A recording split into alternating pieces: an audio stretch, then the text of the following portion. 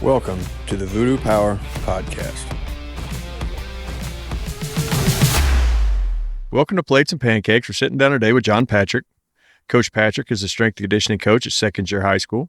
Prior to that, he was at George Walton Academy, North Carolina Charlotte, Kennesaw State University, Youngstown State University, and Jacksonville University, as well as spending time as an intern for the Jacksonville Jaguars, a graduate assistant for Georgia Southern, in the MILB League for the Cleveland Indians and Detroit Tigers.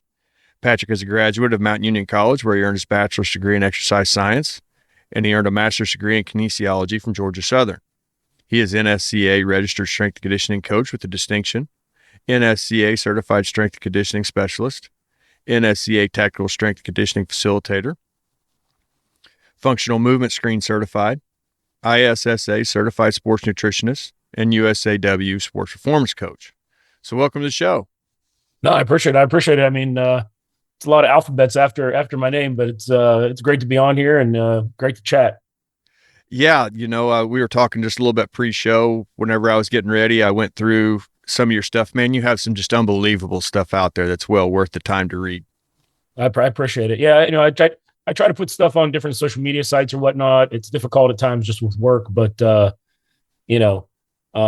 it's a process. So I really, when you look at social media for some individuals, you wonder how they have the time to do it. But some people put some great stuff out there, and I just hope that some of my stuff is comparable or helps people out in general. So, well, we'll get into some of the other stuff you have out there now. But where I was kind of wanting to start was listening to some of your podcasts. You're a conjugate guy, and you're in the high school setting.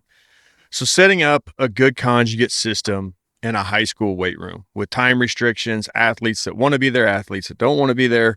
How do you make that? How does that look, I guess, at your school? Yeah, at the high school system, it's a little bit different because it's varying ages. Obviously, sometimes attendance is an issue. And sometimes, like you said, getting kids that actually want to work out and actually train, right? So it depends. I've worked in two different high school situations. And it's never really a conjugate aspect right from the get-go. It's really, we try to do things in phases. So initially we may do some linear periodization stuff just so kids get used to movements. And then we may do some, then we may introduce, some more, I guess, complex movements as we go through. And then eventually the end range game is obviously trying to go into, a conjugate system. It all depends on days a week and how many days we have training, how much time we have. So like the new school I'm at, I'm right at, I kind of came in, kids were already training, with our football program, and some of our other sports.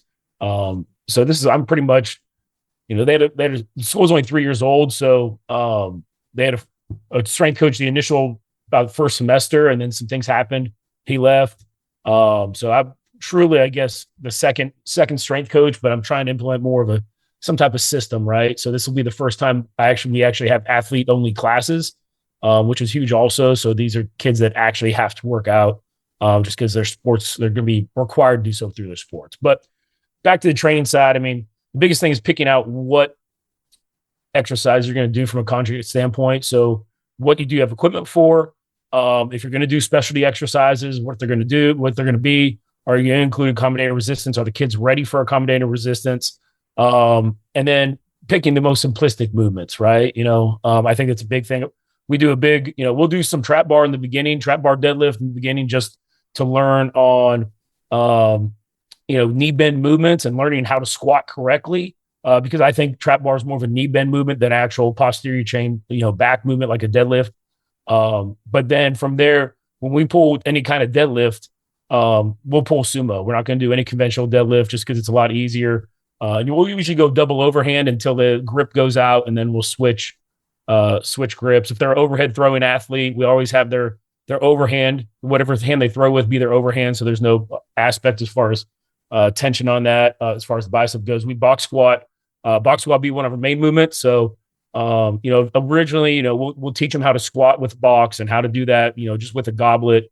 We may do some free squatting in there too, just so they understand the movement aspect, the movement memory aspect, but then we pretty much go through and we'll box squat everybody. Now, if we do front squat, we'll pull the box away just for the fact that, when we put the box underneath them, obviously the front squat squatting movement, and the back squat or the box squat is two totally different movements as far as the setup, and obviously as far as the eccentric phase on the way down, where the hips are, where the knees are, and everything. So sometimes when we put the box and we do a front squat, some kids I might think it's a box squat, and they kind of put more emphasis on reaching back on the box rather than vertical, keeping a vertical torso. So I just try to make it simple.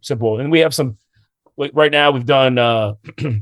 This first place I've done it, we actually have tape on the floor where our feet go. So depending on if we're doing a box squat, where our feet stance is compared to a front squat, because I like to change stances, right? It's a little bit different stance, but anything visual I can give to the kids is huge. Upper body wise, I mean, we'll do a range of exercises, but really what kind of gets us stuck sometimes is just from a facility standpoint, what we have available, how many kids we have training at one time, what kind of equipment we have available, and obviously the time setting. So to start it off, I mean, we go really basic at first, so just getting, learning movement patterns, understanding what the exercises are, getting kids to understand how to set up exercises is huge. Because when we come to a room, if I have 30 kids, I don't touch a piece of equipment. They set everything up. I give a time period for them to set everything up. I show a model of what the rack is supposed to look like.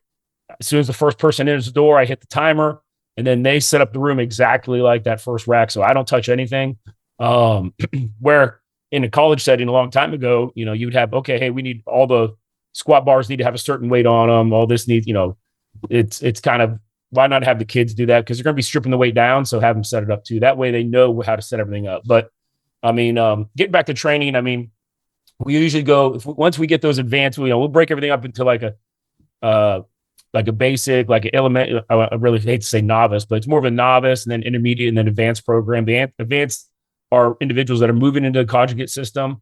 And those are individuals that are pretty much training all at the same time period. So you may have three to four different workouts going on at one time within that, training session. But everything is based on a timer system. So we'll all the main sets, I'll time personally with work to rest ratios, but most of our other stuff, they have a certain time period to get everything in, just from a time consistency standpoint. But it keeps everybody that's doing different exercises. If someone's doing sumo deadlift and someone is doing a kettlebell deadlift, they're staying at they may have different rep schemes, but they're staying at the same tempo as far as their sets and rep schemes.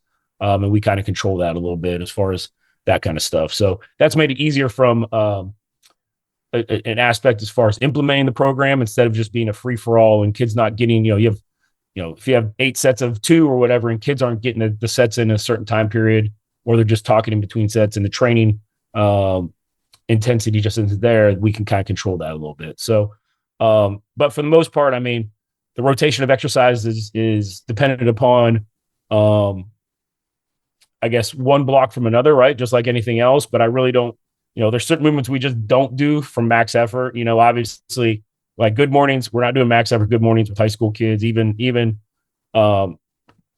that's kind of been X'd out of a lot of conjugate programs, just because people don't know how to perform them correctly, nor do people, really. There's an emphasis for them that I think they're important, but that's not our main hinge movement, right? So I think that's a pretty good aspect. But we stick to the bread and butter of what we do. I mean, we'll sumo deadlift, we'll box squat, we'll front squat.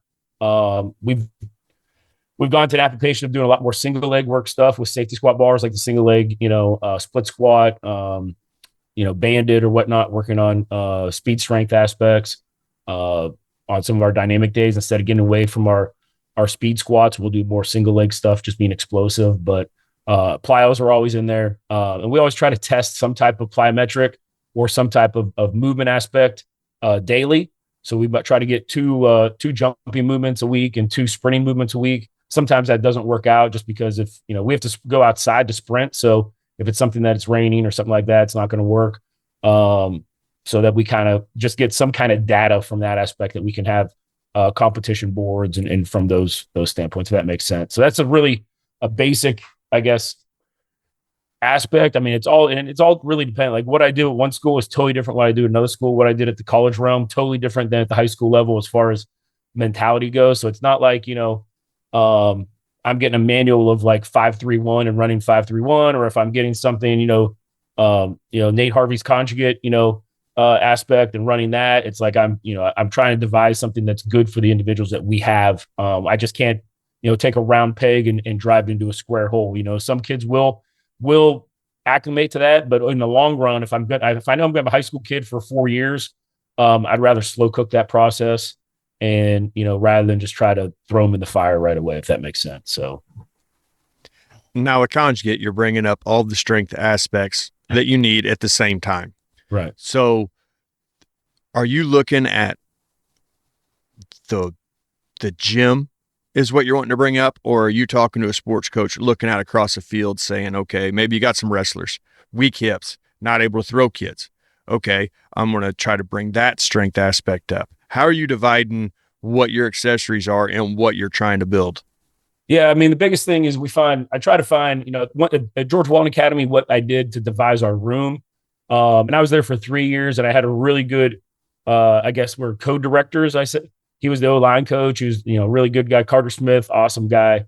And our philosophies just kind of meshed, and what we kind of did, we had our racks set up, we had our specialty bars, we were able to get a lot of different things, but then all our machines were pretty much machines that emphasized weaknesses. So, we had back extension, reverse hyper, we had a belt squat.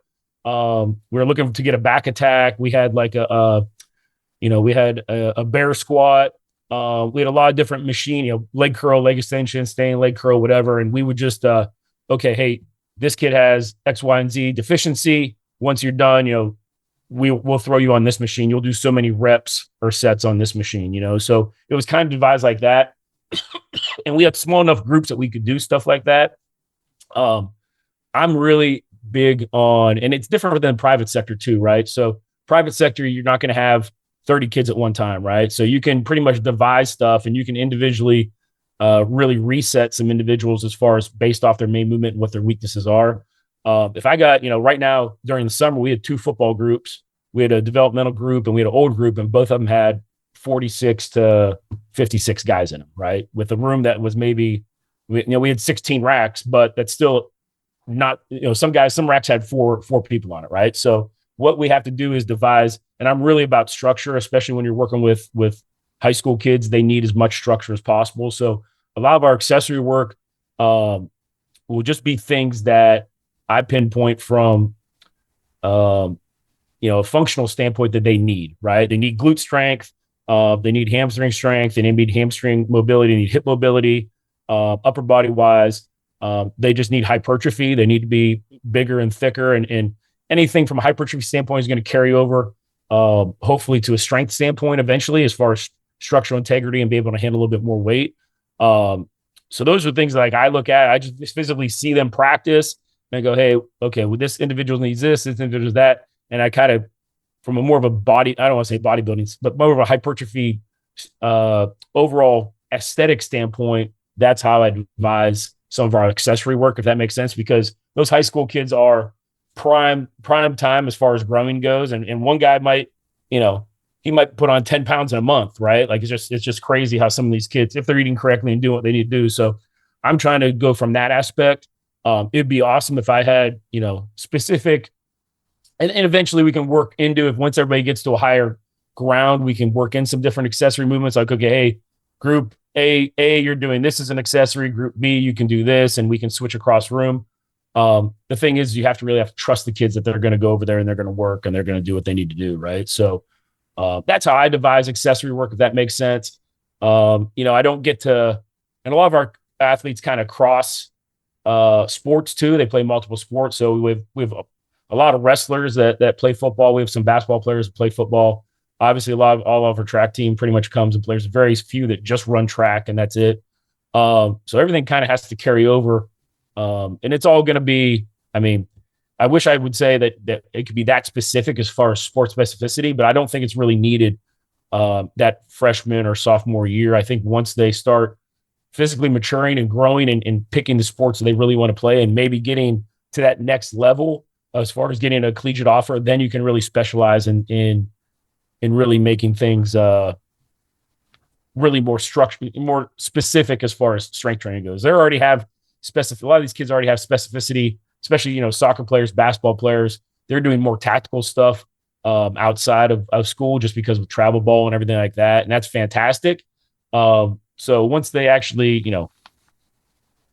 get good at something and really specialize in something, then I think you can really hit hone as far as getting really more specific as far as those strength aspects or those needs for the sport, I would say. Yeah, and what you kind of hit on there was listening to different Bondarchuk and Yes's stuff. You know, your undertrained athlete, all the general preparation is going to show up to the field until they reach a certain level of conditioning and strength. Then you have to get specialized. So yeah, you buy a couple of years of time just to get kids stronger, bigger, grow into their body, and kind of move that way. Yeah, 100%. And that's the thing is there's, kids I've noticed, even college athletes, the freshman athletes we were getting, some of them just, 20 years ago, nobody trained with weights, right? So now you're getting more collegiate athletes that have been exposed to training, but a lot of them just aren't strong, if that makes sense, right? So they've done some type of training, but it's just not anything that's really, and strength numbers to me may be a little bit different than strength numbers of somebody else, just because I've been in a realm of around really strong kids or really strong people, right? So it kind of skews your vision a little bit sometimes. But some of the kids, and there's other like the program now, we're just raw. Like we have raw talent. We have kids that are, athletically gifted that just have never really trained before or never put in a situation to train. So my big thing is, introduce them to a routine. I think that's huge. Having structure in their program, understanding how periodization or how our weekly programming works, because a lot of, when I got there, kids wanted to go hard every single day. And that's good for, that's great, but you can't go in and you can't bench press on bench press max every single time you go with the bench press. Right. So just understanding, recovery and how those things work, and maybe less is going to be more in the long run. And for a lot of our kids, it's just what can I do to exert effort out of them so they feel uncomfortable? Because a lot of kids will feel uncomfortable and then all of a sudden they'll just stop doing something, right? So especially from our conditioning standpoint, that's why I think conditioning is so much more important than the weight room sometimes, just because I think that's a place where you can really set, you can set time goals, or you can set parameters as far as conditioning. So kids have to push through some things, or you can put a certain weight on a prowler and they have to push through it. Where in the weight room, you can't physically see, you may see them exert, but they may have 5 repetitions and they get to 5 and they could have done 8 and they just, it just said 5. I'm not going to do any more. So, you can have plus sets or do whatever you need to do. But I think sometimes I like when I want to involve structure or getting my point across, as far as, getting kids on a routine, I really hone in on the conditioning standpoint. Because right now, sometimes coaches, like I'll design a program and I can't do 2 places at once. So the coaches will do conditioning and I'll do the weight training stuff. And that, sometimes that discipline kind of dissipates a little bit. So sometimes I'll go outside, do conditioning. I'll have a coach watch the weight room or something. So just so I can, hey, this is importance for the day. This is what needs to be done. These kids need to make this time because this is going to be something that's going to not just carry over to sports, but carry over to accountability standpoint in their livelihood some, right? So like, making a certain time, we don't, start over the line, make sure you're behind the line, even the old cliche, standing up in between repetitions, just those little things, I think gives you a mental sense. I don't want to say being superior over your opponent, but you need a competitive edge somehow, right? So as much as they're disproven in literature and people say it's, you look on social media and people say it's, it's garbage to do those kind of things. I think that really carries over to how kids carry themselves. And when they finish something tough, they feel accomplished, right? They get more confidence and they know what's going on. So I know I totally went off track, but I think that sometimes that those are things that I emphasize as far as the weight room goes. And I think that really kind of hones in on what kids really need at that point in time. I may go to one school and they may need something completely 100% different. It takes time for me to sit back and just watch and try to, listen to coaches as far as what they want, but then also from my experience, visually see it and try to put it into action, if that makes sense. Yeah. And some of what you're talking about there, I had a kid that come out early on when we started the gym. Now he was a dog. I mean, he was built to play sports. He was a heck of a wrestler, but through the summer work we did, he said when he stepped on the mat, he knew that there was nothing lacking in his conditioning. That kid across from him did not throw the sandbags all summer, did not drag the sleds. There is an edge mentally for your athlete. Right. If you can find the ways to build that toughness without 100%. without burning them down. No, and that's the difference between a kid that a kid that has to train with you or a kid that seeks out to train with you, right? Like, I have kids that have to train with me, and it's not that they don't want to. It's just that they know it's something they have to do because they're part of a sport organization that they belong to, right? And if you're in the private sector, kids seek you out, right? Like this person is specialized. I'm going to train with this guy, and I'm going to give him 100% because first off, either myself or my parents are paying for it, so I need to give my all. But it's something they're seeking something to get better, just like anybody would pay for a clinic or pay for a certification or whatever to improve their knowledge base or improve their college experiences. Same thing with these kids. So I private sector kids are awesome, and that's something too.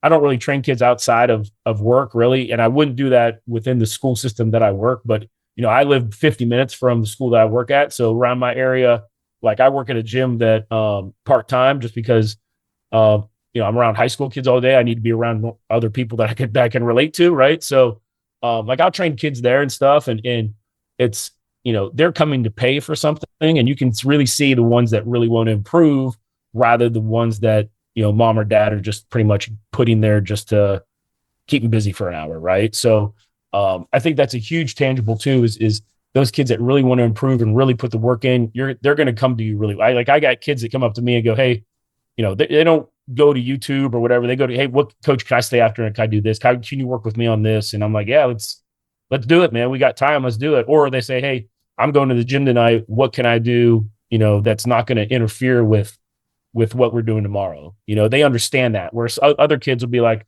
well, I benched today. That means at the gym tonight, or I'm not going to push myself that hard at workouts today. I'm going to go to the gym tonight because it's my bench day and I'm going to push there. No, it doesn't work that way, man. Like that's not how things work. So you kind of have to persuade that a little bit because there's a re-education you have to give to kids so they understand what kind of the process is. So we've talked about a few lifts, but do you sprinkle in ollie lifts on top of traditional lifts, or do you just stay pretty basic with I have like now with our football program, I kind of came in the middle of the road. I came in March with our football program, and they were already on a program. So I sat back for a week and watched the program that they did and the lifts they did well, and the lifts that they didn't do well.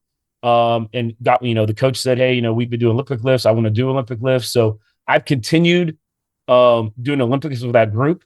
Do I think it's good or bad, or I'm indifferent about it? I think there's probably something better that we could do. But the thing is for this period of time going into the season, I just didn't want to throw that movement out. And then psychologically, it does mess with kids. I have kids worried about their hang clean max or their power clean max. And all of a sudden, if I tell them, hey, we're not doing Olympic lifts at all, we're doing this instead. And then all of a sudden, they're like, well, why would we be doing that? I just wasted all my time doing it. And they're going to find other ways to do the Olympic lifts. They're going to go to the gym and try to do them at Crunch Fitness, or they're going to find another. It is what it is. I think you can get more bang for your buck any way that you prove it. If you want to do Olympic lifts, you can. If you're proficient in teaching them, my big thing is depending on the skill set of the kid that you have. Sometimes there's more proficient ways of training rather than just teaching technique for a month in an unloaded fashion, and then you have those qualities that you're trying to train just dissipate, right? So, if you can, at George Walton, at the other high school, even at the college level, last time I did Olympic lifts with any collegiate athlete, well, I don't want to say that, like in football program or a baseball program or anything like that was like 2009, just because that was my last time I ever did a clean. I did it, and I'm like, why am I doing this? This is dumb. Like I can go do, I could do box jumps, I could do sprints, I could do prowler pushes, I could do med ball throws, I could do jumps with dumbbells. And I all of a sudden, it kind of took me my own personal effect to affect the way that I program, if that makes sense. So now I do Olympic lifts on proficient like programs like like Charlotte, our volleyball program. They're very proficient. They're really good lifters. So we implemented some Olympic lifts there. But it was mostly, I won't do any Olympic lifts for like, I believe that the power threshold is in that 80 to 85% range. So I program up to 85%. We don't go over that. And then we'll stay in that range just for the fact that that's, anything above that 85% range. And this is just personal preferences is all of a sudden technique kind of goes out the window and we're just worried about pulling the weight up. Right. So feet go out wide, we're unable to catch it correctly. We don't drop the hips when we get into an athletic position and try to catch it. So there's a lot more bad that go into it as far as technical proficiency goes that actually elicit the actual sport or the actual effect that you're trying to get out of it, right? So those are pretty much, we only do those on dynamic days as far as any Olympic lifts go. Now, all my other movements or other teams, I guess I would say, we probably won't do Olympic lifts until we get stronger at other lifts, because this semester will be the first time I've worked with the rest of the sport programs in our athletic department. So because I've only really worked with football. I worked with softball and volleyball a little bit during the summer, but it was more getting them used to the movements, how to train correctly, how to move through progressions and stuff like that. So getting back to the topic, I think Olympic lifts, if you can do them and you're proficient in teaching, I don't think there's anything wrong with them.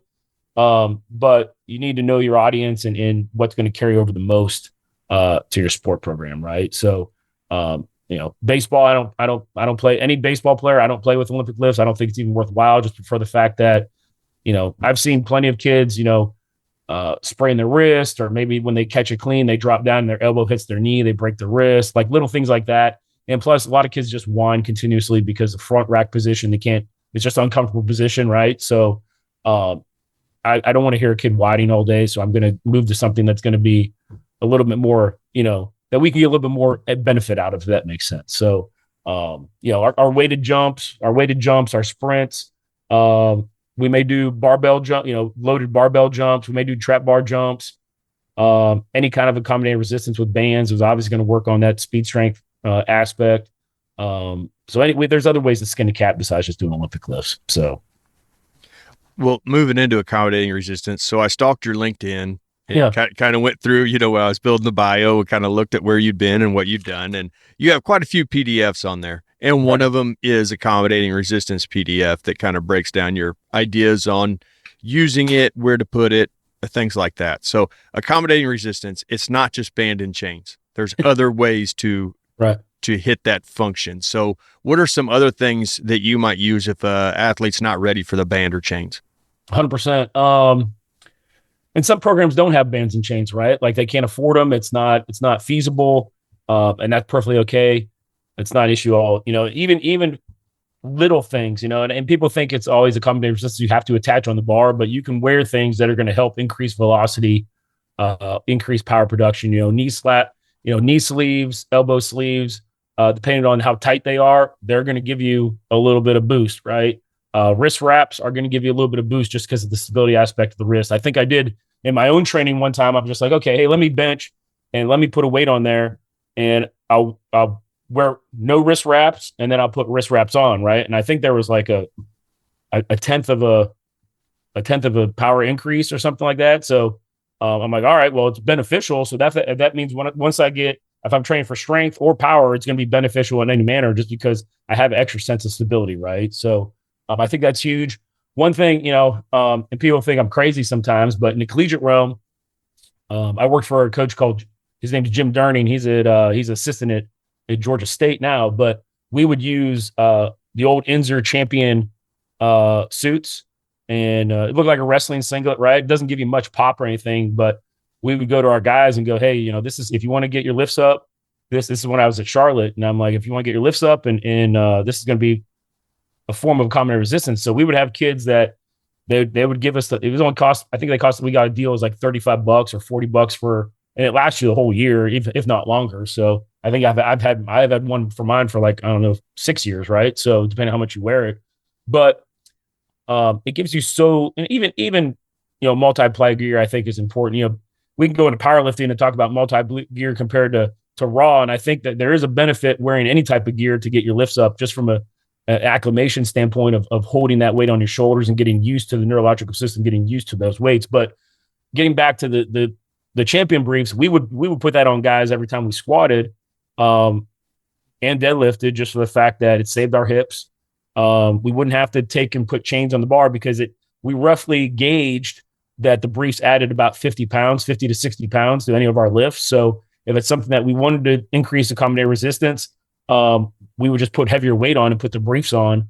And then that way, it gave us a form of accommodative resistance, right? Because obviously with accommodative resistance falls the natural strength curve, and obviously at the bottom end, that tension is taken away just because of the compression of the briefs. And then obviously when you come up, it hits the natural strength curve of the body, accelerating the increase in the load. But it also, we found out that we started having from a soreness aspect, we started having less soreness. Kids weren't getting sore. They weren't getting injured from a squat movement, just because of the compression. Obviously, gear was pretty much designed, not necessarily from performance enhancement, but it was from a safety issue, just because individuals were handling 1,000 pounds, they needed compression, and that felt secure. Right. So, kids they bring the lift with them. We'd go through our, warm up. They have them right at the rack. Okay, hey, suit up. And it would take maybe like a minute for kids to get their suits on, and they might put their leggings on or whatnot, and it would slide right up on their legs.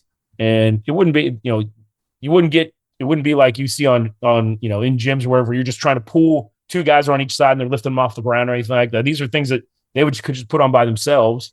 And it all of a sudden became a huge training aspect for us, and it really helped out quite a bit as far as recovery and as far as confidence too under the bar. Like kids, all of a sudden, kid lifts 100 more pounds than what he did a month ago, just because he puts on a pair of briefs, and all of a sudden he thinks he can rule the world. You know what I'm saying? So I think that's a huge thing too, is just from a confidence aspect. And I know when Coach Durning was at James Madison, because he was there when they won the national championship. I think it was 05 maybe, or 04.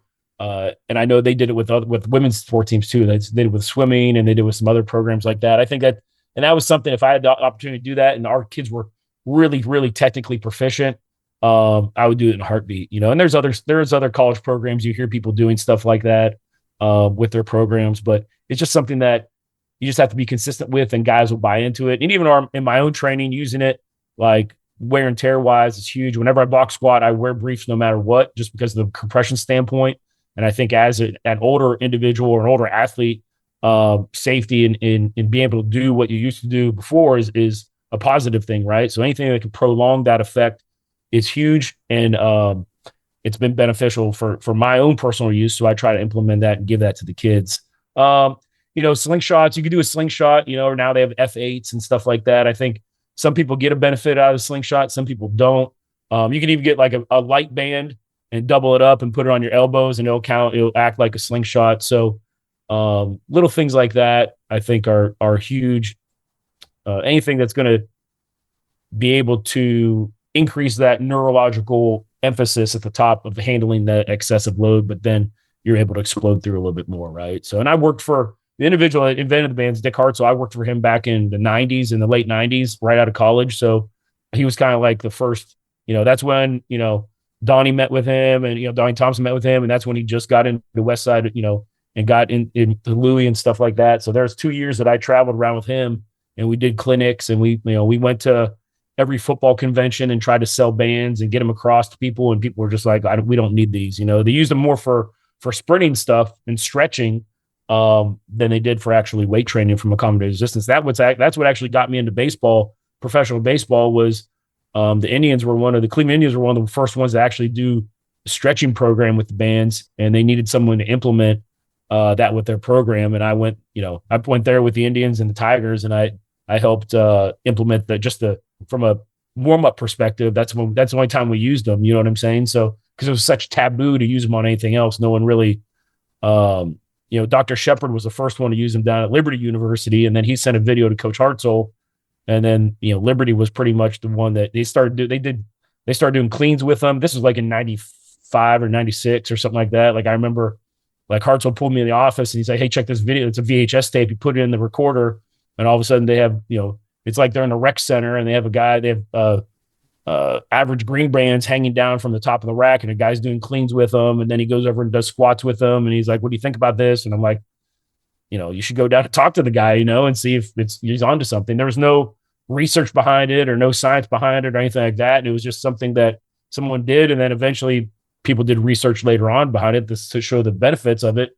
But it's just, it's a weird thing, but I think it's highly, if you can use it. I think it's highly, applicable, but there's other ways to do it, without going out and buying $100 set of chains or whatnot. And then the biggest thing too is find out what the best accommodating resistance for your strength level is, right? And it's difficult at the high school level when you're training a mass amount of individuals. Obviously, you compare those individuals up with similar strengths, but then obviously you have to. A lot of kids that are weaker or not as strong, they go, why can't I use that color band, or why aren't I using bands?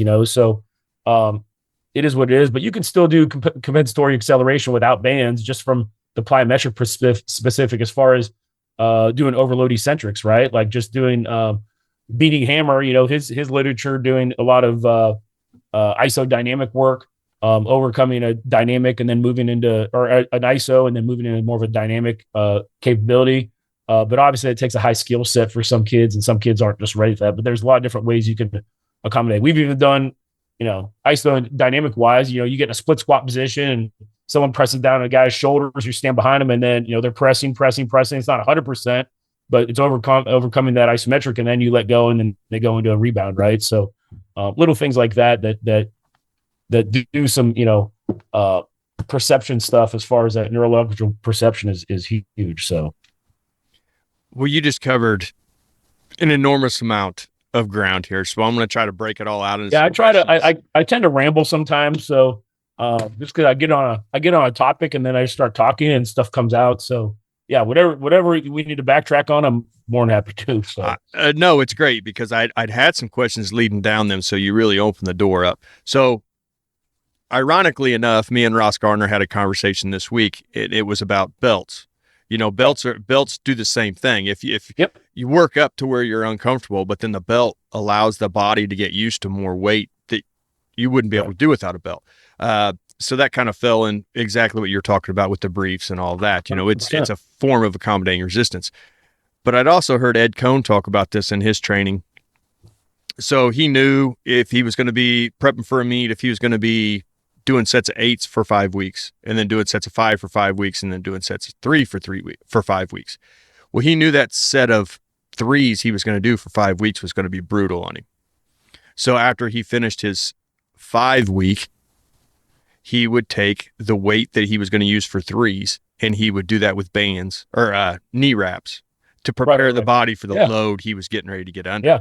So there is something to that. To prepare the body for the load you're going to do, you could use some accommodating resistance 100% to help prepare the CNS for what's coming. No, 100%. That's a great point. And even if, and I do that sometimes on my, like if I do dynamic work or whatnot, and I know the next week on my dynamic work, I may move up to a higher percentage. Those when I'm in a fatigue state, it may be something that, or vice versa. I may do it influx. I may do that the next week weight for a couple sets in the beginning, and then take that weight off and do the rest of the sets the weight I'm supposed to do for the rest of the training, or vice versa. I'll go through let's say I have 10 sets of 2, I'll do 8 sets at the weight I'm supposed to do at the percentage load. And then I'll bump up to the next week weight I think it helps psychologically too, right? Like, it's like, okay, I've done this. This is not an issue at all. Same thing with Ed Cohn. And I actually went to a seminar with Ed Cohn. He said that exact same thing. Yeah, I think knee wraps are huge. But it's just another form of accommodating resistance. But if you ever wear knee wraps with a certain weight, obviously, let's say you squat 500 pounds and that's your 1 rep, but then all of a sudden you put knee wraps on, you can do it for 3. Then you're like, okay, well, next time I squat, why can't I go, they go up, 505 or something, right? And you just continuously build up. I used to do that. Like a lot of people do that when they're prepping for a powerlifting meet, right? Like they'll go up, and then the week before they try to hit, their second attempt or whatnot, with bands or whatnot, and then they know that they can hit a certain weight. So I knew, like on a mono with doubled reds, and I've never competed in a powerlifting meet. I just trained.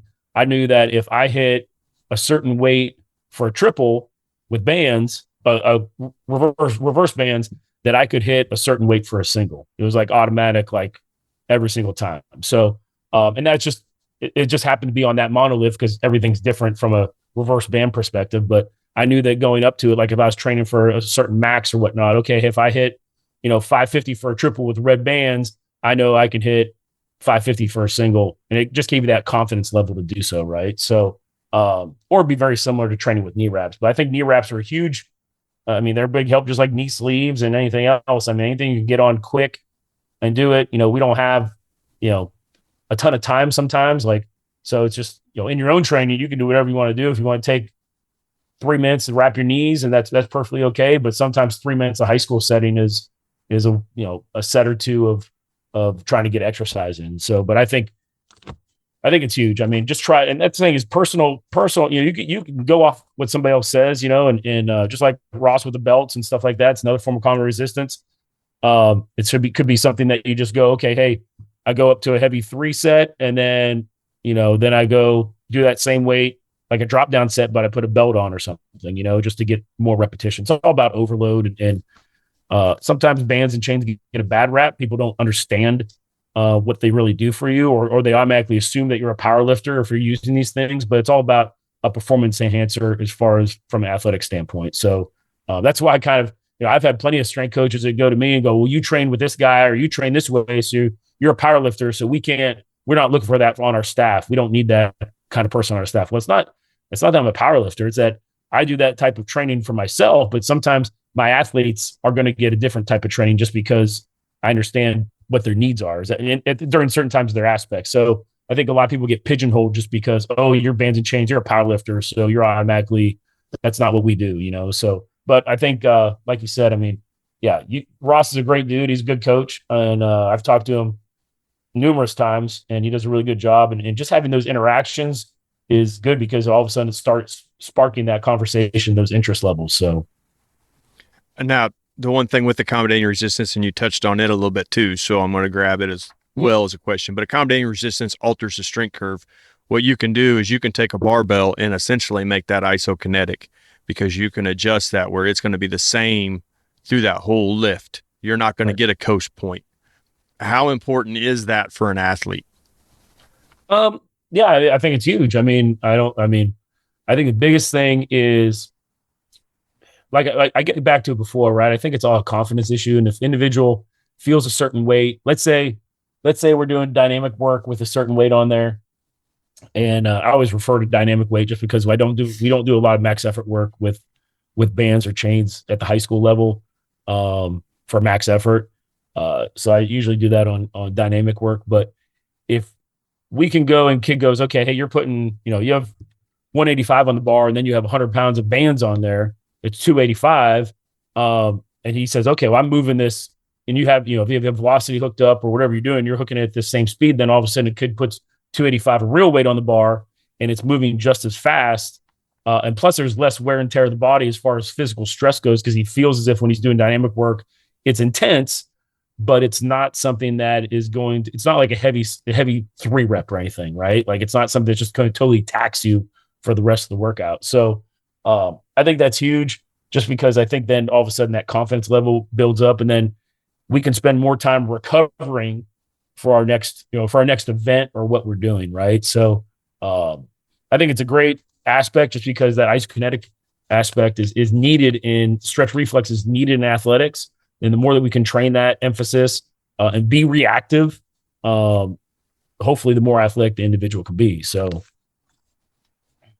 All right. And I had this note in there, and then you mentioned it, and so that's really great. But sprinters and throwers, they use accommodating resistance all the time. And that's just part of track. When people see it, overspeed, underspeed, bands, dragon chains, dragon sleds, that's just part of track. But it's the minute you put them on in the weight room, all of a sudden you're coaching power lifters. Where does that divide come from, that it's okay to use it in sprinting and jumping, but the minute you use it in the weight room, now you're training power lifters?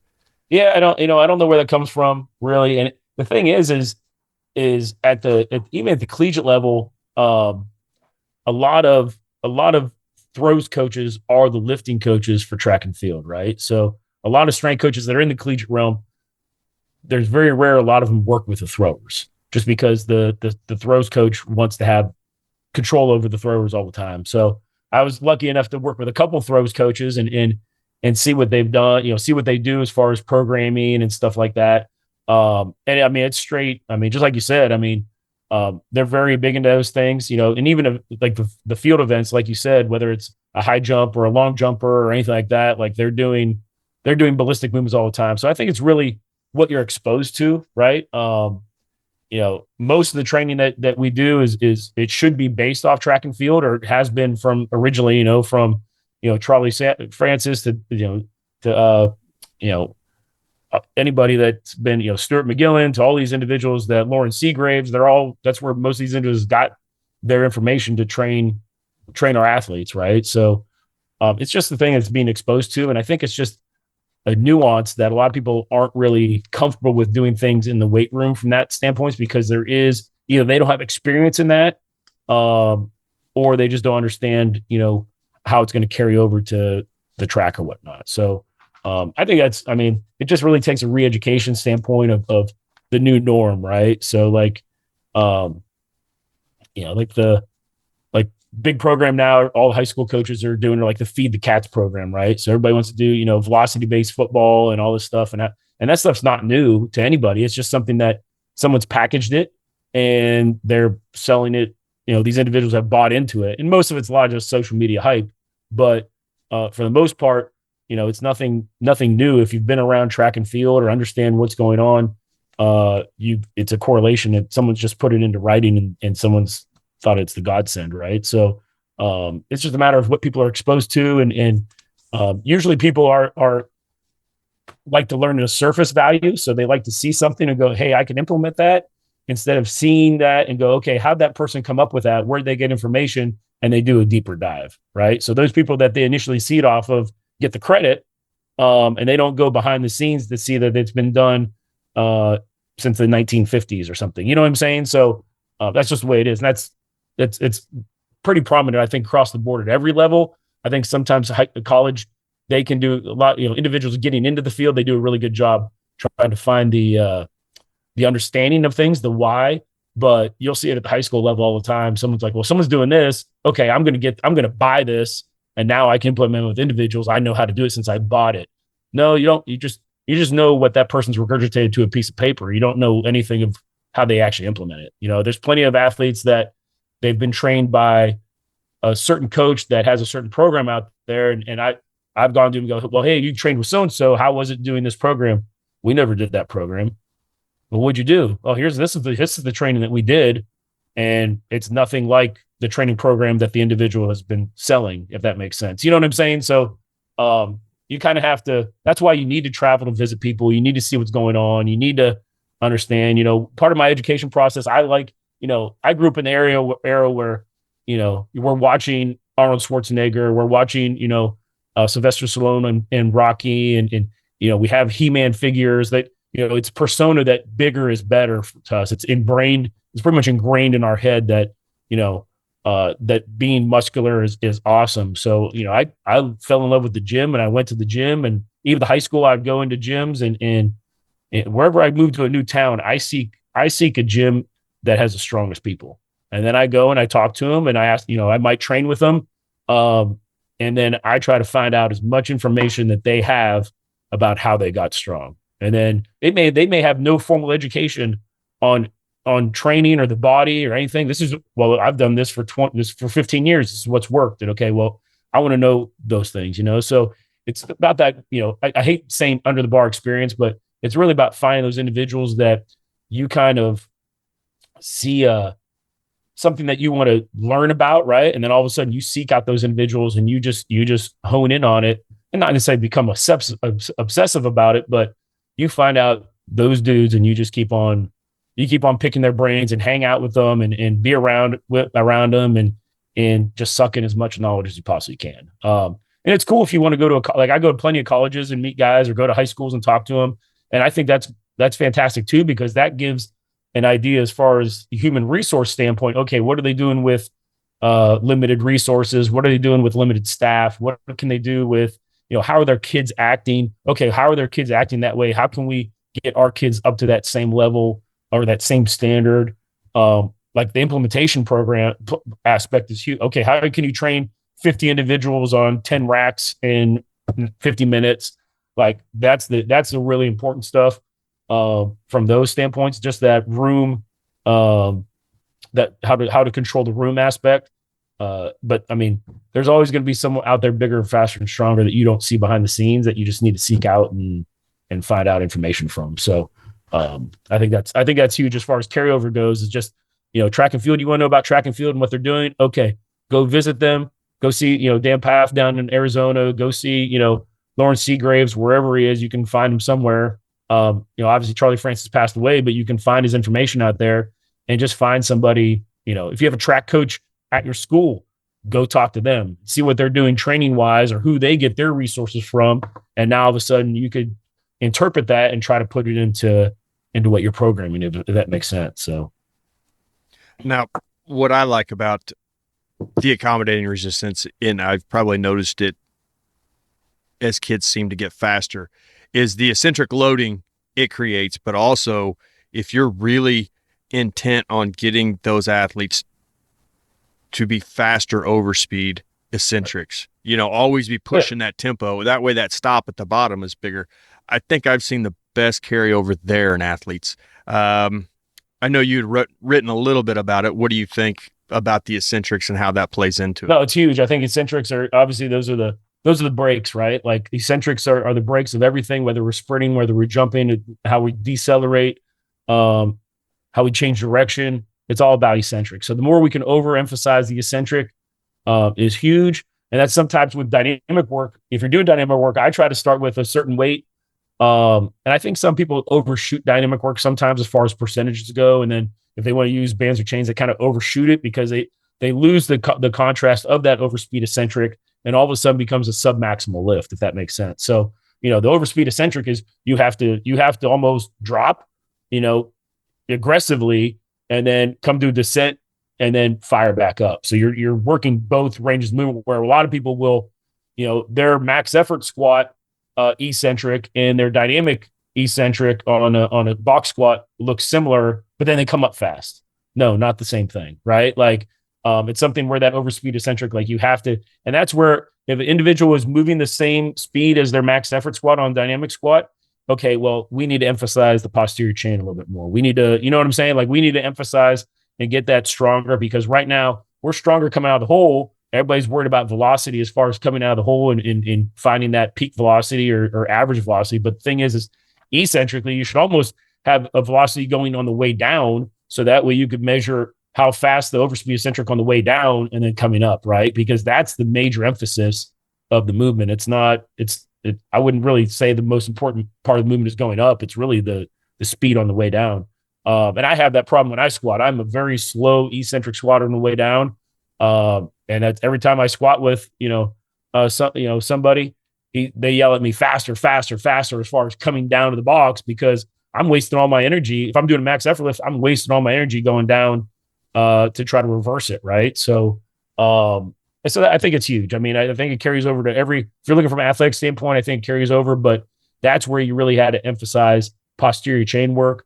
And that's most of the time right after our dynamic work, we go into some type of posterior chain movement, whether it's a submax, sumo, whether it's a maximal effort, pin pull or something like that. We try to go into some of that to emphasize that post chain as much as, or an RDL, try to post that post chain as much. I've even put RDL at the beginning of the workout now to try to emphasize that as a strength movement, just to get individuals understanding that we need to be as strong as possible. Like we need to do, I think a standard for a kid is like, we try to do 1.7 for like 3 reps or something for body weight for like 3 reps. And that was kind of like, depending on our body weight, right? If we have a 300-pound O lineman that can't squat 135 pounds, that's a little bit different, but this is for like higher end kids that could be proficient. Right. So, it's pretty close to our squat. Usually squat, I want like 1.9% body weight before we move to like a lot of speed strength work. So deadlift is very similar, except for like a 3 rep from that, or RDL is very similar to like a 3 rep from that aspect. So yeah, overspeed eccentric is, and like I said, I mean, I think that's huge. I think people overestimate the band sometimes. And you may be able to control it on the way down, but you're just not moving as fast as you need to as far as that overspeed eccentric. So I don't know if there's really a way to measure that. I wish there was a way to measure that. Most people just do it by eye, right? And they're just like, okay, that looks good. Okay, faster. The thing is understanding the concept. I think that's where visual cues come into play for some kids, to show them a video of what you want it to look like. and they'll try to replicate it as much as they possibly can. So, Yeah, because what you're doing is your athlete's eccentric strength is going to be way more than their concentric strength. mm-hmm. So if you can get them going faster, and I'm sure the same is going slower also, but if you get them going faster, you can balance out that strength curve without 100%. adding weight releasers or something like that to the bar. Yeah, 100%. And a lot of people don't have access to weight releasers, right? Like, and some people like them and some people don't. But the more that you can emphasize that, just like you said, I think the better it is. Instead of going to another implementation that you have to put on the bar. Now, I love the speed. I love the sprinting and all that. And we always talk about speed reserve. The faster you are, the lower you can play with it for a longer time. But we never talk about strength reserve. And I think that has to play a huge part in there too. The stronger you are, the longer in the game you should be able to go against your opponent. It's just 100%. the way it's going to be. Speed reserve, I get that, and I believe that's true, but I also believe somewhere in there strength reserve should be talked about just as much. Yeah, and I don't think it's emphasized as much. I mean, but the thing is too, is if you bench 315 and then you go to do, let's say you do a 225 rep, right? Like your reps are certain. Now, if you bench 350 and do the same amount of reps as you did for 225 at 315, then that's an issue, right? Like it should be something as you get stronger, then that muscular endurance base is going to increase too, just because the capacity to load what you can handle. So, I think it's huge. Just try to, like you said, I mean, the speed reserve is always there just because I think it's more, people think football is more of a conditioning aspect. And I understand that. I think somebody said something about O-linemen, how O-linemen have to do aerobic work just for the fact that they're on the field all the time. They're continuously doing movement, like sub-maximum work on the field all the time. So they need a high base of aerobic work. And that's great. But the thing is they have to excessively push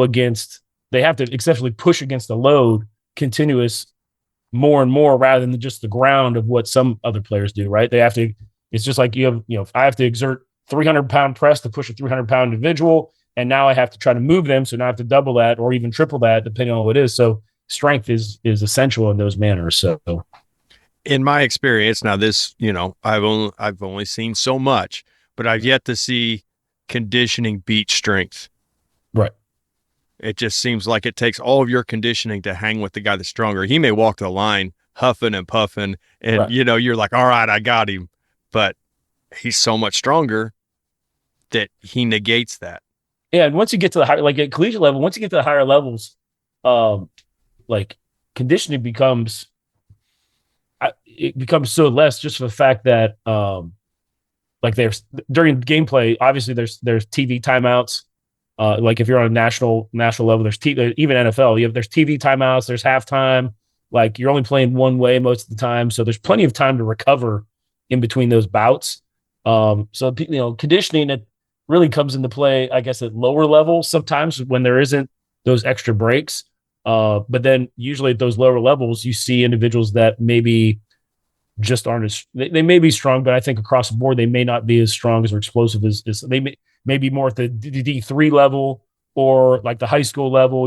High school, you're not really getting TV timeouts or anything like that. But most high school athletes, depending on what school you're at, are only playing one way, right? Like unless you're playing at a lower level where you need to play both ways. So then that way those capacities need to be trained to certain dynamics. So you really have to take that into to really look at that and go, okay, well, is this person playing both ways? Are they only playing one way?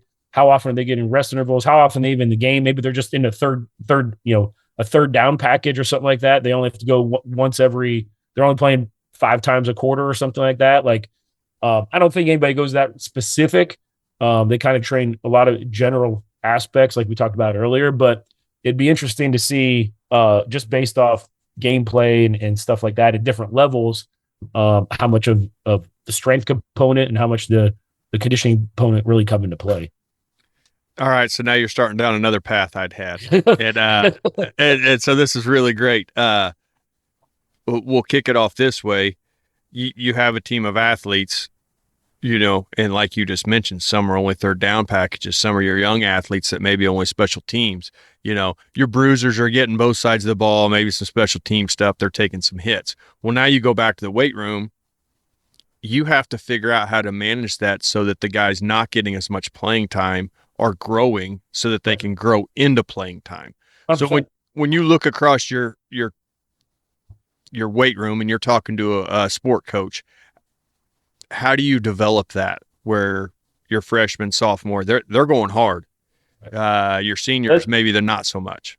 It's funny because I've actually done this in the past. So 2008, 2012, I was at Youngstown State University. We devised a program. It was actually posted on Elite, an article by Mark Watts back in the day.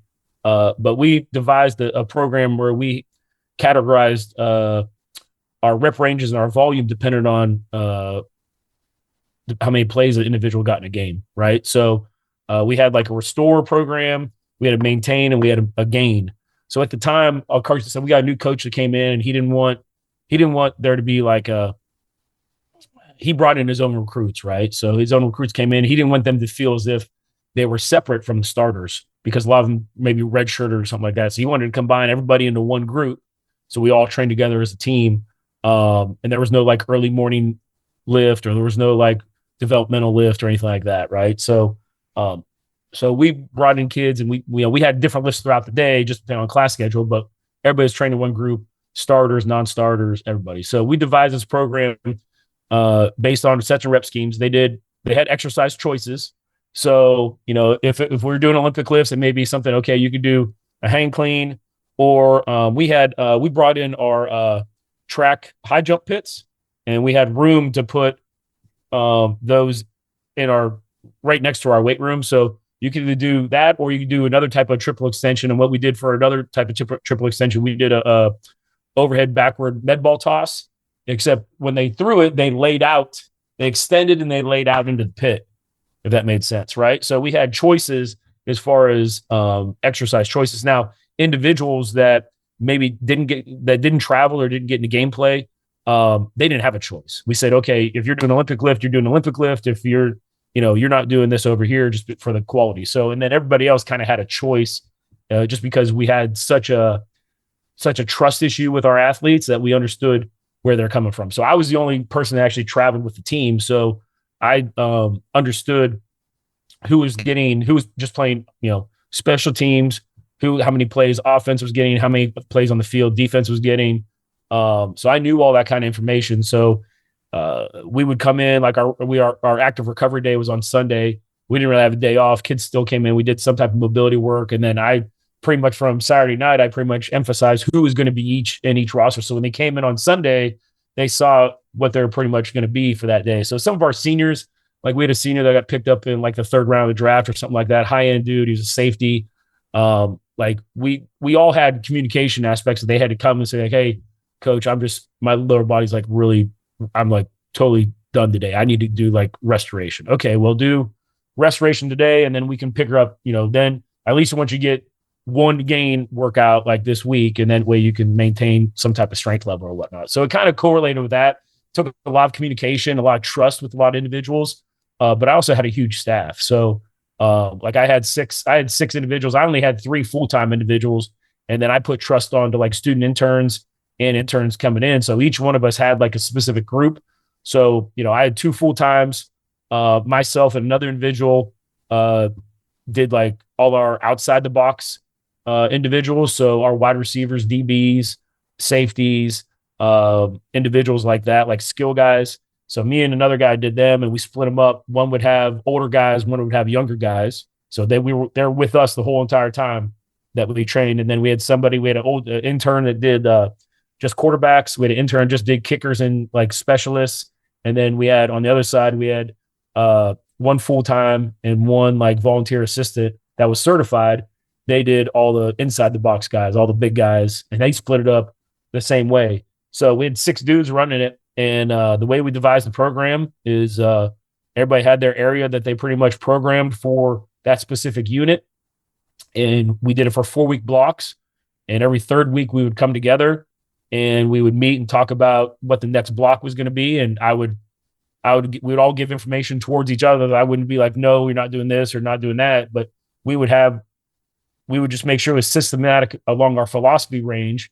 And then we'd write up that next block and then we would continue through. But if I was an athlete, let's say I was at safety and I came in and it was Monday lift. We lifted Monday, Tuesday, and Thursday. So we lifted 3 days in season, which also correlated 3 days for our off-season guys that weren't really playing at all. So, and we found that they had an extra day. Those guys also had an extra day on home game days.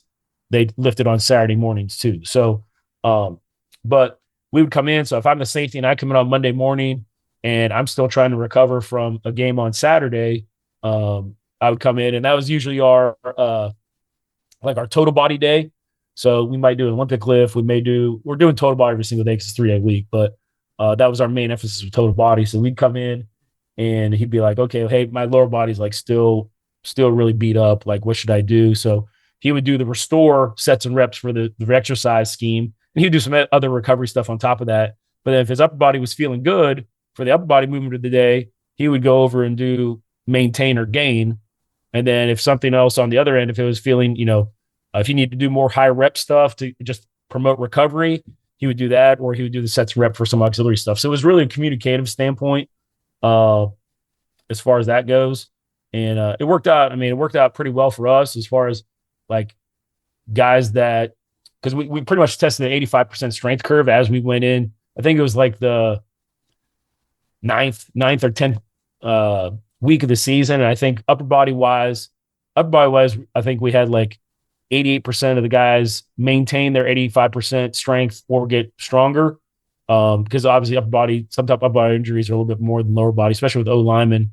And then I think we had like 95% of lower body strength retention. So just because people don't understand too is when you're on the field, and you'll see this prominently with a lot of court sports like volleyball and basketball, but sometimes they're going to get more plyometric effect from their actually sport themselves sometimes when they're training. So that's why verticals will sometimes with basketball guys and volleyball girls is when practice starts, all of a sudden their verts start going up is because they're actually doing regular plyometric movements within their competition, right? With football, it's very similar on same ends too. So with like Olympic lifts, everybody gives it the emphasis that, okay, like Olympic lifts, like if I had cleaned 300 pounds, but then in season, I'm only cleaning 185. The thing is, I'm going against another O lineman that might be 300 pounds on a daily basis, and I'm physically extending them up all the time. So would that count towards my total volume of my Olympic lift or something? You know what I'm saying? Like just from that justification. And a lot of people don't take that in consideration, especially from training O linemen. But we really took in the fact that like as we got later in the week, obviously more and more people got off the restore phase and they had to do the strength phase. And it worked out, pretty well just because we could train the other individuals that weren't traveling. They were on gain all the way throughout. So sometimes it was beneficial because a guy that was on restore, all of a sudden he looks over and he sees a rookie like lifting hard and he's like, well, shoot, maybe I'm not that sore today, and all of a sudden he kind of, next time for the first couple of weeks, he kind of lays off, and then he's like, well, I want to be this competition is breeding something big. And all of a sudden it became contagious. Right. So it really worked well for us. And I did it with some other sports too, like with innings for baseball and like stuff like that. Or you give them an option of like work, rep scheme A, B, and C. And one's a dynamic day, one's a high rep, and one's a strength day. And then they have to get 2 strength days if they're training 3 days a week, they have to get 2 strength days on 1 dynamic day or vice versa, especially for pitchers around that rotation, especially rotational pitchers that might pitch multiple times throughout the week. Okay, hey, here's your 4 workouts. You need to get 2 strength workouts and one high rep workout for like active recovery, and then 1 dynamic workout. Hopefully that's before when your main starting is pitching, and then you can rotate it from there. And it worked out. I mean, that's how we devised it. But it takes a lot of faith. You have to have the right coach that has your back, that wants that kind of emphasis, right? Because at the collegiate level, coaches control so much.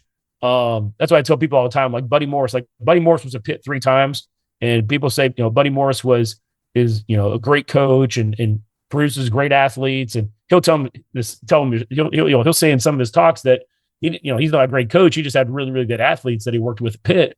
But the same stat, when he was working with Dave Weinstadt, like it was the coach let him do the program that he wanted to do. So that's how he kind of evolved the coach, is if the coach is letting you do the program you do and you're having success, then you're like, you're fortunate, right? Because sometimes that's not the case. Because sometimes coaches will come in and they there used to be a lot of coaches used to be on the high intensity bus, right? Like doing one rep to failure and stuff like that. And then all of a sudden, a lot of those coaches evolved and changed, and then they started doing more Olympic lifts, and then a lot of the Olympic lifts went into more. Some people do more accommodated resistance, so that's just a growth factor.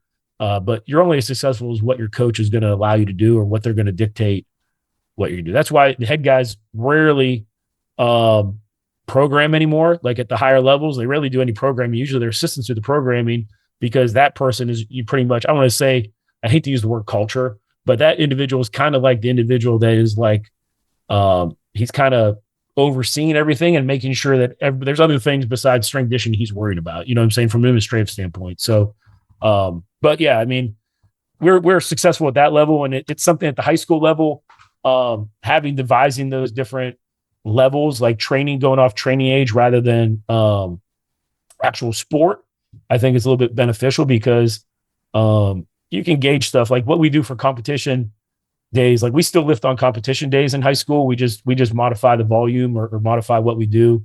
And there's a theory, there's like a method out there called the stoplight method, right? So like 2 days out, you're green, you're all go, you do whatever workout you're supposed to. Then 1 day out, you're yellow. You decrease some of the intensity that you do. You cut some of the intensity down, and then red, which is like game day stuff, you cut volume in, you cut intensity. So it might be something. So this is there's you can see it if you Google it. Somebody devised it. I think the high school coach, I think Angelo James devised it. He was a strength coach in South Carolina, and now he's at a high school up in Indiana. Back in probably back in 2010 or something like that. So that's a method that I use, and it kind of that visual kind of helps out with the stoplight, because okay, hey, 2 days out, I'm green. Okay, I shouldn't even talk to coach about modifying anything. Okay, 1 day out, okay, I'll go talk to him. Hey, coach, what should I do? Well, hey, instead of going a 3-rep max on X, Y, and Z exercise, build it up to 80% or 85% for 3 and shut it down or something like that. And the next day, then they have a lift. Maybe usually we schedule it so that our dynamic days fall on both ends of the week. So like we'll do a lower body dynamic right at the beginning of the week and upper body dynamic right at the end of the week, because especially football, they don't, if it's a Friday workout and it's upper body, like they're doing upper body no matter what. So you don't have any problem. If it's lower body, they're trying to get out of it. But if it's upper body, they definitely want to do it. So you kind of put it from that emphasis, but it's a dynamic day. So the intensity really isn't difficult anyway. So if we're doing 10 sets of 2 dynamic, it might be, okay, hey, instead of 10 sets of 2, do 8 sets of 2. Okay, no problem, coach. Instead of putting bands on, just take, it's 45% with bands, bump it up to 60% without bands, do 8 sets of 2. All right, no problem. And then, like there's little ways you can fix it that way. And big thing in high school is just the travel ball aspects, as far as kids coming in and go, well, I have a real big showcase this weekend, for baseball. I need to take it easy because there's college scouts there and stuff. So that's fine. As long as they communicate that, we can do almost a very similar method. The biggest thing is kids communicating. I think they, a lot of coaches or if they go to a separate trainer themselves, just communicate. Okay, who do you go to? I go to so-and-so. All right. If you have the capability to put an application on your phone, like there's Team Builder and there's Train Heroic and all these things, or take a picture of the workout, and that way the kid has it on their phone. So when they go to their trainer, they go, hey, this is what I did in school today. I don't want to, is there any way I could do something other than these movements? And in my eyes, if the guy goes, no, we're doing this program, then you're not paying for a very good individual outside of school, right? But if the guy goes, yeah, sure, we'll work with you on that, then that's a guy I want kids to go to, just for the fact that that guy understands the process, right? He's not just trying to it's just not a cookie cutter program, right? So I think that's a huge aspect from there. But the biggest thing is letting kids know that I think kids hear all the time from some sport coaches, especially at the high school level, hey, travel balls, you're doing only what we're supposed to do at the high school level. I don't care what you do at travel ball, I don't want to hear about your travel ball. And then all of a sudden the kid's not going to talk about it, right? If he gets injured at travel ball, he doesn't want to say that to the coach. He doesn't want to tell the coach that. So all of a sudden, we already have to kind of coax these kids to talk to us and communicate with us because they're on their phone all the time, right? So the biggest thing is try to open up that line of communication, find out what they're doing, and then try to keep on regurgitating. Hey, who has travel ball this week? Okay, what are you doing?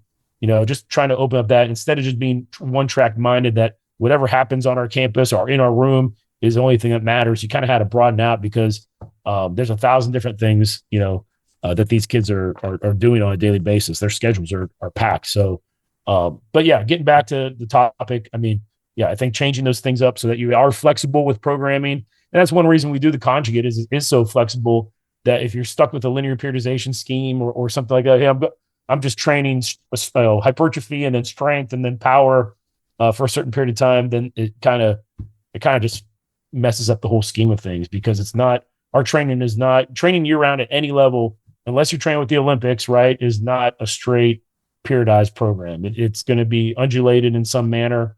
There's going to be lots of rest, whether it's during, time off from the sport or whether during winter break or summer break or spring break.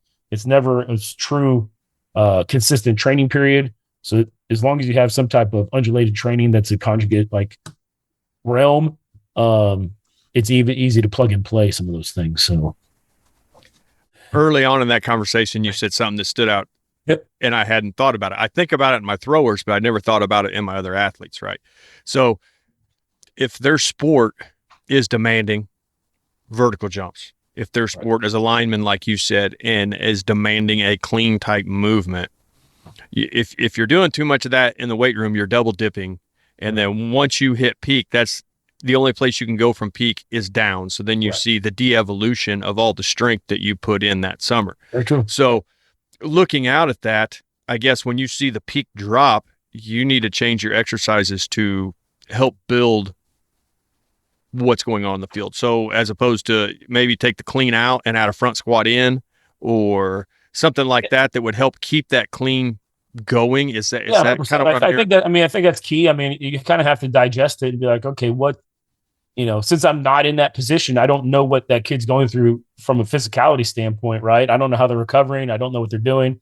Like you can just take it for eye value and be go, okay, hey, what's going to be the next best thing? If we're not doing Olympic lift, what's the next best thing that we can do? Is it something that, okay, if I have to go against a 300-pound individual and that's exceeding my clean max, right, of 300 pounds, I know I'm getting some type of strength work there, right? Because I keep on hitting this individual at my max load. So it's something I work on more of a ballistic movement. So I come off, so I can strike faster or I strike harder. I don't know. Or is it something that, okay, do I need to try to maintain my strength as much as possible? So is it something instead of, punching do I overload my extension and do like a hang shrug or something like that? Or do I emphasize the hips more and work on an RDL? Or do I go a front squat that's going to help keep,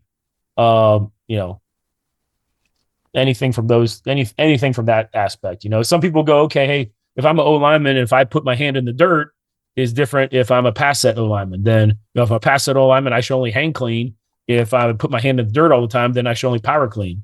You can get specific as that, but at the end of the day, you have to understand, is the athlete that you're doing all this training with, are they at the strength potential that you think that they need to be at, right? So if you have an O lineman that, let's say you run wing T and you have a guard that is 165 pounds, and the only reason he's playing guard is because there's no other position. We don't have any other linemen, and he has good feet and he can pull and move, but he can only lift so much weight. Is it worth even taking the clean out? You know what I'm saying? Like it's just that's why you have to have those standards in your program. I think that that the kids have to meet or exceed the meet, right? And then from there, you can do, once they meet that certain level, then they can do any specialized exercise they want to, as long as they keep those strength levels. When I was at Charlotte, we had a D lineman. I came in like April, and he was a junior going into his senior year. And at Charlotte, we had some dudes that moved, like we had some dudes move some weight. We had like, I don't know. I think we had like three like 700-pound squatters. We had a bunch of 600-pound squatters. We had a wide receiver that sumo deadlifted 600 at like 160 pounds. Like just silly strength kids, right? So We had a big D lineman, 300 pounds, ended up getting drafted by the Steelers, not by the Steelers, by the Browns in the third round. He plays for the Steelers now, but he comes in and he's, it's summertime and it's in July, and he's, at the beginning of the summer, I think he squatted like 705 or something like that. So he comes in end of summer and he squats 725. And I go to my boss. I'm like, hey, like this dude's squatting 700 pounds. He has the potential to be a draft pick. Why is he going to train 2 months for a 15-pound increase or 20-pound increase when he's already at 700 pounds? Like, why does he need to get any stronger? You know what I'm saying? Like he's strong, so is there other qualities that we could work on that's going to make him more proficient, especially in the month of July going into fall camp? Is it something we work on more speed strength or strength speed work, or is it something that we work on his body composition so he doesn't get gassed out in the middle of when we actually need him the most, because he's supposed to be a dominant player, and that's something that people need to realize is I'm all about numbers. I love a good number. I love dudes squatting heavy and stuff, but when it comes to athletic potential, right? Like there's plenty of, I've seen plenty of dudes that bench 400 pounds that sit on the bench. You know what I'm saying? They don't play in games. I've seen O linemen that only bench 225 that are 3-year starters, So it's like, okay, well, strength does play a game, especially at the high school level, because tactical skill is so low, but are there other strength qualities that we could train that are going to be more beneficial to that athlete in the long run? And I think having strength potential is huge, and having a base strength is good. But then from there, what do you do after that? I think I saw a video one time. I think Jason Kelsey was talking about his off-season program, and they're like, his brother was like, I don't squat. I don't do any of that. I'm on the Kaiser machine doing this. And he's like, and Jason Kelly's like, Kelsey's like, well, I squat, but I just go up to 500 pounds. And if I know by going into preseason, I can squat 500 pounds, I'm strong enough to withstand the season. You know what I'm saying? Like he knew that he feels good at that certain level. And then after that, his tactical skill takes over. And as long as he is within that range, he feels comfortable, right? Because he knows his body. But a high school kid doesn't know that. A high school kid, has no idea what good strength level is or good ratios is. So having things standardized, even if it's the most basic thing possible, like, hey, try to bench your body weight, try to squat, 1.5 your body weight, especially for like basketball players or athletes that just aren't weight room dudes. Like just have something that your bench correlation is, your squat is higher than your bench. So that way there's not a different ratio. So you kind of equal things out. You can do some chin ups. You could have a certain, standards that you want to meet, and then everything is good. Like I think that's a big thing too, is just understanding what needs to be trained at what time, but then dissecting down to, okay, like what are the specifics and how can we get this individual playing? Because at the end of the day, they have to play at a high level. So if the training is affecting how they're playing at a high level, then we're not doing our job. So. Now, you brought up Youngstown State. While you were at Youngstown State, you had a very small team. Something that happened with scholarships or whatever, and the team dwindled down to nothing. Yeah. So taking that advice and giving that to coaches that are in small schools, the kids are playing the full game, or they're playing both sides of the ball. How did you learn to balance that and get the most out of your athletes in a situation like that? Yeah, that was a difficult situation just because it was a new coach, and he wanted to get rid of some players to get scholarships. So I was the guy to get rid of the players. He just couldn't cut them for no reason. So that was an interesting offseason to say the least, but it got done. So we started the season with 77 scholarship players. That was 77 players on the whole entire team. So we had 105 the year before. So we were down quite a few. So that's one reason we came up with the model as far as the restore, maintain, and gain program is we were trying to keep guys as healthy as possible throughout the season so they could play at a high level. Of those 77, we had 35 that were incoming freshmen.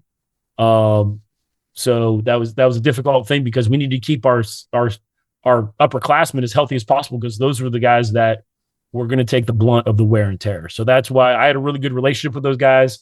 It was something that, communication was high. And it was something that I went to them and say, hey, this is what we're doing. This is what's going to happen. I need 100% buy-in if we're going to be successful. And they all said, yeah, let's do it. And that was it, So that's a big thing, is just being open, being communicative, I think being vulnerable to your guys. That's what builds that bond and builds that relationship. They understand that. I think too many strength coaches have egos. I think it's getting better nowadays with younger generation of strength coaches evolving. But it used to be like, we used to be, I was always taught to be very structured in manner. And I thought structure meant militant. Like I thought it meant it was like one way or the only way. But my philosophy has evolved through time, just from different experiences or whatnot. So you really have to be open and be vulnerable and pick and you have to be open as a coach, because it's easy for me to cookie cut a program and go, hey, this program is for all 100 people and everybody's doing it.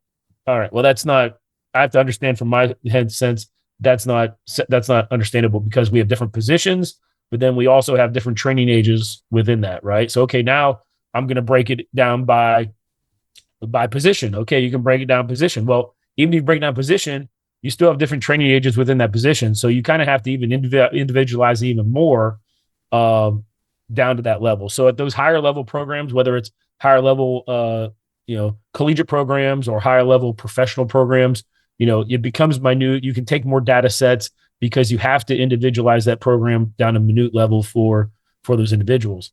At the high school level and collegiate level, depending where you're at, you're kind of stuck with human resources. I was able to do things at Youngstown State because I had a big staff. At other schools, at Charlotte, we only had 3 individuals. It was me, the head guy, and then we had a part-time assistant. So how much can we really do in that emphasis, right? So it's really depending on your knowledge base and what you want to do and what those individuals. Now they have individuals that just collect data. They don't do anything, but they're just considered, data scientists or sports scientists. And they don't really coach anything. They just go around collecting data and try to simulate and connect, sports medicine and sports psychology and everybody together, and nutrition all on the same page. So it depends what hat you have, what experience you have, and really what you can bring to the table is how much, it's a lot of work, right? So how much time and effort you really want to put into things to make it individualized, I think. So, and then if the kid sees gains and the kid knows that his program is individualized or anything like that, like it's, I think sometimes they put more into it. I mean, that's why sometimes they seek outside help, right? They seek specialized trainers and stuff like that. If the thing is at the collegiate level, you're only given so many hours to train individuals. The high school level, you're only given so many hours to train. So it's a system that's set up for failure pretty much. Even at the pro level, with Players Association, you can only be in the building so many hours. So, we can't deny that individuals aren't going to seek professional help outside. The biggest thing is finding out what professionals we want those individuals to see, because we're on the same page and recommending individuals. But it's kind of like a system that's almost seek to fail, because every kid that I train knows that what we do in the building is the bare minimum of what they need to get better. You know what I'm saying? Like I'm only given 50 minutes a class period. By the time we change in and change out, we're down to 40 minutes. So I only have 40 minutes with you. And, even though we go 5 days a week, but I only have 40 minutes with you. That's not a lot of time to do a lot of things. So if you really want to be good at your sport, and that's something you really have to hone in on, because that's the only way you can get out. You want to be good. You want to go to the next level. It might be the only way you get out of a certain situation is through athletics. Then you need to find a way to put more time into it, whether it's a tactical aspect as far as your skill sport, or whether it's from a strength aspect or performance standpoint, right? Like those are the big things. But I think just being vulnerable, talking to kids, building relationships with them is huge. No matter what age, everybody says it's a young man's game, and, younger coaches are going to relate more to the players nowadays. But I think if you're open with them, you communicate with them, you can communicate at any age, at any level. You just can't go into a situation thinking you have nothing in common with a certain individual. Otherwise, you will have nothing in common with them, right? So it is what it is. I mean, but I think that's huge as far as implementing your program is that belief. And it's always tough coming into a new program, because what usually coaches do is they just totally start from scratch, right? So these kids have been training. And then all of a sudden, a new coach comes in. He's like, okay, well, this is what we're going to do with the workout. I need to make sure you're doing everything correctly. So he takes all the weight off the bar, goes to a lighter weight, and all of a sudden they're doing the repetition schemes the way he wants it, or he's teaching stuff. And then all of a sudden the morale of what these kids were doing has kind of goes down a little bit, right? There's like a a clink in the matrix a little bit, and kids are like, now we're lifting. Okay, we're gonna do cleans. I already know how to clean, coach. Like I don't need, like they get a little bad attitude in their head, right? So the biggest thing is, and I've found that later on is really, okay, who was in the position before me? I need to reach out to them to see what they were doing, or if you really care about the kids, you'll leave some of your information. You'll reach out to whoever the new guy is and goes, hey, I was in your position before you. I can tell you what our kids did or what we've been doing training wise. That way you can kind of understand what's going on. So if I know that kids are proficient on front squats, then I'm not going to go to a goblet squat or a landmine anterior squat right from the beginning. I can go to front squat. Maybe I don't have to teach front squat as much. Hey, I left all the old maxes for front squat. They're all there, all our maxes. So maybe instead of me going into Prolipin chart and programming a certain set and rep scheme, I go, hey, everybody's going to start at 60% on their front squat, and we're going to do so many repetitions with that, just so I can see that you guys are, technique is credible. And then from there we can move up. So there's not that hiatus in training, right? Because as soon as the roller coaster effect starts, then kids are going to have, they're going to view it a little bit different. They already know there's a change of personality because someone new is in the room. They don't need a change of something that is consistent in their life, because that's a sense of instability, right? Like that's, from my eyes, I just could be crazy right here talking, but that's what my feel is. So whenever I come to a situation, I try to find out. I try to meet kids halfway, and that's why we continued Olympic lifting and I really didn't break anything down. I watched lifts and power cleans. None of our athletes should be pulling from the floor, just from a mobility standpoint and learning how to pull. So I just continued. It was so close to the off-season numbers and starting the spring ball that we just continued through that and continued with hang cleans instead of power cleans, just because I didn't want to put them in an agitation position, pulling from the floor. And then, we kind of continued that. Will that evolve eventually? It just depends after the season, how the season goes. And then I can actually implement a true off-season program. But for the time being, I'm not going to change anything up just because we've been consistently, our mentality's been good and we've been consistently rolling through things. So that makes sense, right? So I know I went on another tangent, but that's what I do. So, well, we've been going on for a while, and I know you have other things to do today. So I'll ask this last question, and then we'll kind of see where we end up. But like I said, I went through your LinkedIn, and I don't know what PDF I was on, but you quoted Tesla, and I'm kind of a Tesla nerd, so that jumped out at me. But loosely quoted, he was asked about being an inventor. And he said he didn't consider himself an inventor because many of his ideas were borrowed and he absorbed so much from other people and things he had done that he felt like more than anything, he just kind of stole some ideas and put them together for what worked for him.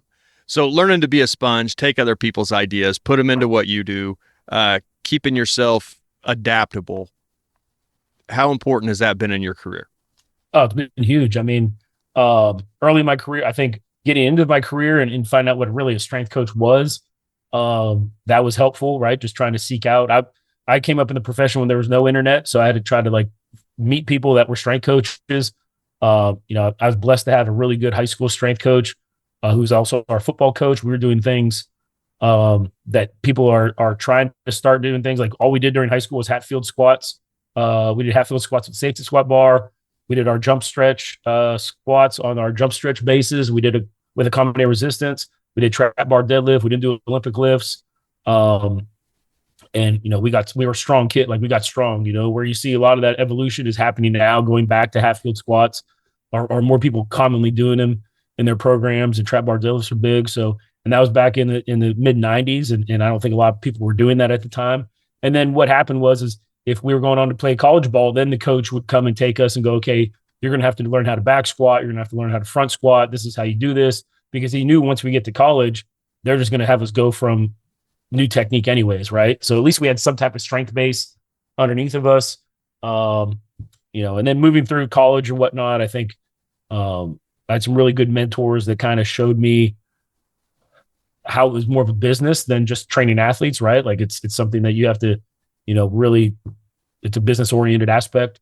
All my assistants, really good individuals. And my biggest thing, I was never really stuck into a certain philosophy. I started off as a huge Olympic lifter. I loved Olympic lifts. That's how I was taught. That I thought that was at the time, that's what the gold standard in all strength conditioning was, and then Mark Kosanovich, when I worked with the Jaguars, he was a really big high intensity individual. Machine one rep to failure, pre-exhaust movements before our main movements, assembly line workouts where one guy goes one machine to the next. The whole workout takes 30 minutes and they do one set to failure on everything. So that was like eye-opening to me. And he knew, I just volunteered. I was working at the university, Jacksonville University at the time, and he knew I was a big Olympic lift guy, and that's all we did was Olympic lift. And I said, hey, can I help you out? And instead of turning me away because he thought I would just be like, just because our philosophies were different, he'd be like, yeah, come and help out. I'll take free help. So I would go in the morning and help. And I learned a lot, and he didn't try to preach to me of what he thought of Olympic lifts or me changing my philosophy. He said, just learn what you need to learn here. And, I could never do that in my situation because I didn't have a budget to get machines and stuff. But as far as doing manual resistance, doing your neck work, doing grip strength work, that's where we picked up some things from as far as that aspect goes. But then my assistants have always been, I always try to hire assistants that have a little bit change of philosophy or demeanor than I am, because I don't want to, first off, if I'm finding a spouse or looking for someone to date or something, I don't want to have somebody that is exactly like me, because I don't know how I'd put up with them. Right. So the biggest thing, I want somebody to bring something different to the table.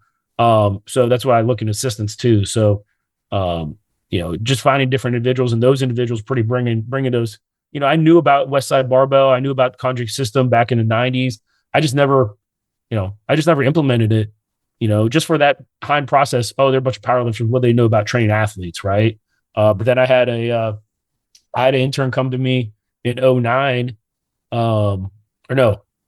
in 07, at Jacksonville University, Willie Danzer, who's best man at my wedding. And he was with Ryan Sizik at La Tech, and Ryan Sizik is a disciple of Tom Malinsky and Buddy Morris. He worked with them at the Browns for a period of time. So he came with, this kind of conjugate. Tom Malinsky did a big dissertation on Milo. He kind of did a big dissertation on conjugate training and with Vershansky and Bondarchuk and things like that. So I kind of took some methods from him, and he kind of, hey, this is what we're doing. This is how we implement it. When I was, intern X, Y, and Z, and I said, okay, that's pretty cool. And then all of a sudden he put me in contact with some people, and I went and visited them. And then all of a sudden, we understood, okay, this is working. All right, this is something we want to do. So we kind of evolved a little bit.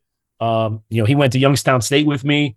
We worked in the tactical field. I was in the tactical field for about maybe 13 months, and he worked with me in the tactical field.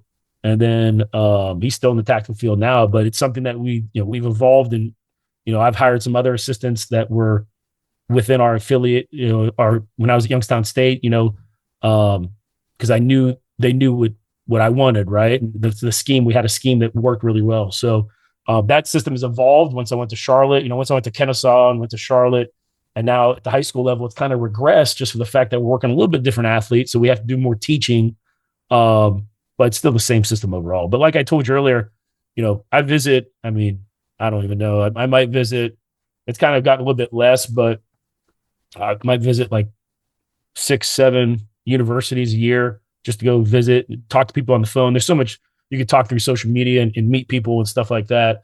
But a lot of people I met were just through lifters, just lifters that I went to gyms with, areas that I moved to, whether I was living in Connecticut or in Georgia or Ohio or Jacksonville, Florida. Like, I would just find the strongest gyms and go there and talk to the people and meet them and lift with them. During COVID, you'll see on my, on Instagram, I got the chance to go down to meet Donnie Thompson. I met him in 2014 at a clinic, and we kind of stayed connected at the time because I was living in North Carolina. And then I would just go down periodically. And then all of a sudden it just became, when COVID hit, I had time. And it became something where I was down there consistently all the time, training with the crew and talking to him. And we had a lot of mutual friends in lifting that we knew about, that I lifted with and whatnot. And a lot of guys a lot stronger than me, but they educated me on certain things that to try and not to try, right? And it was beneficial. So, I think I ended up one time like 1,000-pound squatters. I've lifted with I think 11,000-pound squatters. And the thing is, I've never squatted 1,000 pounds. The most I've ever squatted is with gear or whatnot is in right around probably low nines. But I mean, to be at that level and understand the technical proficiency and the mindset you have to have to train at that level, and the dedication and sacrifice you have to do on things outside of lifting to get to that level, it's a full-time job. And that's the thing, is these individuals dedicated themselves to this. Some people say it's a hobby, right?